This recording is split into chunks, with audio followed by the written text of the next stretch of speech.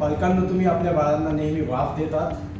काही चुका तुम्हाला वाफ देताना फायद्याऐवजी नुकसान करू शकतात. नेहमी वाफ ही ज्या मुलांना छातीमध्ये कफ असतो त्यांनाच द्यायची असते. फक्त सर्दी खोकल्यासाठी कधीही वाफ देऊ नये. दुसरी गोष्ट, वाफ देताना तुम्हाला ज्या डॉक्टरांनी जे औषध दिलं आहे तेच वापरायचं असतं. अदरवाईज काही औषधांचे साईड इफेक्ट्सही होऊ शकतात. प्रत्येक वेळेला जेव्हा तुम्ही वाफ देतात बाळाला, त्याच्यानंतर हा जो पार्ट आहे हा काढून दिवसाच्या अखेरीस मास्क आणि मेडिसिन चेंबर हा पूर्णपणे साबणाच्या पाण्याने धुवून ड्राय केला पाहिजे. त्याच्यानंतर नेक्स्ट डे वापरला पाहिजे.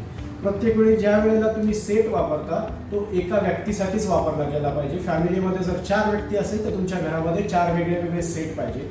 एक सेट साधारणतः तुम्ही 3 ते 4 महिने वापरावा. त्याच्यानंतर नवीन सेट वापरला गेला पाहिजे.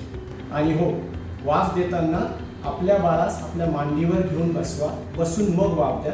झोपून वाफ देण्यापेक्षा बसून दिलेली कधीही चांगली असते. दुसरी गोष्ट, बाळांसाठी छोटा मास्क आणि मोठ्यांसाठी मोठा मास्क वापरला गेला पाहिजे. आणि ध्यानात ठेवा, कोणत्याही वाफेच्या औषधाने आपल्याला सवय लागत नाही.